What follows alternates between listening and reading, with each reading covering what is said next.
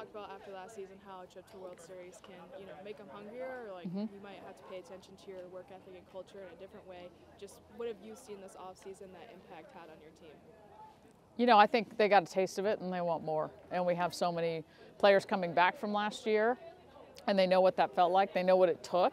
And I think they've done a good job of thinking about last year and taking the things that need to be consistent this year as well. Just going back to our mission and our core values and making sure we live those out every day, but also realizing what we did last year isn't a guarantee for this year, and it doesn't mean anything. We got to get back to work, and we've got new players that joined us, and we've got to figure out a way to be great this year. How is having a player like Kiki back stabilize this team and help get you back to where you want to go? Kiki's a generational player. I've never coached a player like her, and I probably never will again. Just a very special young lady in terms of, her talent, her work ethic. She's the hardest worker on the team. Her leadership, the way she holds herself accountable and holds everybody else accountable. She's really remarkable, and she's inspiring to watch, and she's inspiring for, her teammates. Everything with Kiki's a competition, so there's no slowing down, and I think that's what really has a major impact on our team. With Ashley graduating, how do you think the pitching staff's going to hold this year, especially early on in the season where you might have to play 5 or 6 games in a week? Yeah, I mean, it's going to be different for us. I think when you look back at last year, I think there were only 2 staffs in the country that could throw a pitcher out there, a different pitcher Friday, Saturday, Sunday, and get complete games out of them. And it was us in Oklahoma. And that was even with Ashley injured and us having to manage her innings. So I think we're going to be kind of like everybody else, that you've got to figure out how to match people up and how to, get 6-9 outs out of people and then have somebody else close out the game, and figure out who's going to counter the other pitcher well in order to throw people off. So there'll be more strategy to it, I think, in that respect, but that's fun too. Speaking of pitching, how do you feel like Carlin has continued to progress? Last year she had some really great flashes to show, what kind of pitcher she could be, but how do you feel like off season going into now, she's kind of taken strides? Carlin is a really smart young lady, and she's really self-aware, and I think that's a key because, the game at this level, it's not just physical. It's, what your mental game as well. And I think, everything in her life she's been so dominant at, no matter what sport she played. And last year was the first time it's like, okay, wait a sec, now I can't just rely on my physical gifts. There's other things I have to tap into. But the fun thing about Carlin is she's really open to that. And she's willing to try things, not run away from any struggles. She wants to attack them head on. So I'm really pleased with her progress. I know if you could have gotten a pitcher that was the right fit for you guys, you were looking at that. You didn't end up bringing anyone in. Just how confident are you in this staff, kind of be able to replace what Ashley gave you last year? Yeah, I think you're always trying to just increase your numbers. And of course, if you can get somebody who's won at the highest level, you're going to add them to your staff because, I mean, the more you have, the better, just in case of injuries and everything else. Didn't work out, but again, it didn't work out for a lot of other people too.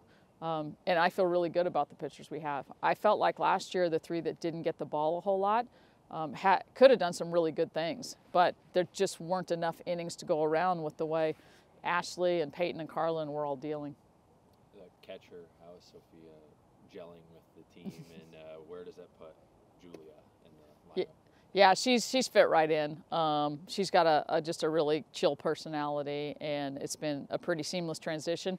We were just talking in our huddle here as we wrapped up practice that, each day we say who inspired you, and a lot of days Sophia just nails that throw down to second. I mean, and we're kind of starting to take it for granted that it's going to be there, but that's just a really cool thing to have, is somebody like her who can command the position as well as she does. The pitchers enjoy throwing to her, and I think it just takes pressure off G, because now when G goes back to catch, she's really fresh mentally and physically, and I think she's enjoying catching a whole lot more. And G's so gifted. She plays a heck of a first base, and she's a heck of an outfielder, so there's a lot of options for her. With Mackenzie's medical retirement, you do have Bella coming in to short. How do you think she's been fitting in, and how do you think she's going to do this year? Bella, I said it before, may end up being the best defensive shortstop we've ever had at Tennessee, and that's saying a lot with some of the shortstops we've had here. that's why we recruited her. Bella is really, really good on the defensive side of things, and I'm really pleased with her offense too. So I think we're going to be fine there. You know, Donahue would have slid over to second, and right now we've got Boo Gibson there, and she's another one. Like, came in as a corner player, but she's worked her tail off on her agility and her footwork to put herself in a position that allows me to move her over to the middle. You guys have the highest preseason rankings in a decade. I know rankings are rankings, but Yeah. after a trip to the World Series last year, how do you feel like maybe the standard has been kind of raised a little bit, or how do you help the team kind of handle that, hey, the same expectation this season? Yeah, I think the expectation has always been here. You know, even 2 years ago when we lost in regionals here, I mean, the heartache was because of the expectation that they have. Rankings are something that, you know, we're not going to ignore them because they're there. So we talk about them, we give them the credit they deserve, which isn't a whole lot, and then we move on. And we realize that it doesn't matter where we are right now. All that's going to matter is, you know, how are we playing in May when the postseason comes around. How hard was it to say goodbye to Mackenzie Donahue and medically retire? Yeah, it was heartbreaking, you know, really heartbreaking for her because she so enjoyed her time here last year. And I know how much it meant to her to, you know, come here and just kind of, it was a breath of fresh air for her, and she played like it. And, you know, so the first heartbreak is for her, and then the second heartbreak, of course, is how that affects our team. But, you know, we're a pretty deep team this year, and we have a lot of versatility, and we needed it really soon. I was hoping we wouldn't need it till sometime in the season, but, you know, we needed it right away here in January. But I think the other girls have stepped up. Taylor coming back from injury, how has she been coming back, and what do you think her role is going to look like this year? She's been doing great. You know, the fall was a little slow for her just to kind of get back to the strength she needed, but January's been awesome. We're starting to see the Taylor that we saw fall of her freshman year, started off the season like gangbusters, you know, and she swings the bat. And so that's my job, is to figure out where to get her on the field, because we're going to need her bat in the lineup. Zeta off-season surgery, how has her recovery been? Do you expect her to be ready for the start of the season? You know, she had a little hiccup here in the last 2 weeks, and we had to kind of slow down a little bit. But today she started back. Things went good. You know, hopefully tomorrow will go well too. If we can get her going, you know, kind of every day here, not pushing it too much, but just a little bit, I think we might have her for opening day. If we don't have her opening day, I would expect we'd have her pretty soon thereafter. Two more. Well, I mean, obviously losing Lou is a big loss, but you have a lot of depth in the infield. Have they made it a challenge to kind of think about what a starting lineup might look like, and how has that competition maybe just helped some players like Bella come along as a freshman? Yeah, you know, it's interesting. I was thinking last night, we have all these returners, yet when you look at our infield, you've got a new face in every position. And I told them day one in August, I want to create versatility. And I'm going to play you all fall in at least 2, if not 3 positions, so that we can move people around and not feel like we're out of sorts or uncomfortable. And I think they've adapted to that really well.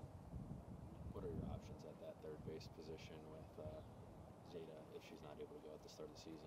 You know, Laura Mueller, we've had her over there. She played shortstop for MTSU the last couple of years and did a fantastic job. And she's doing really well. She's one of the best learners I've ever coached. You know, she's going to do tomorrow what we instructed her on today. And I like her. Taylor Panel can go over there. Boo Gibson could go over there if we, played somebody else in the middle. So I think we have plenty of options.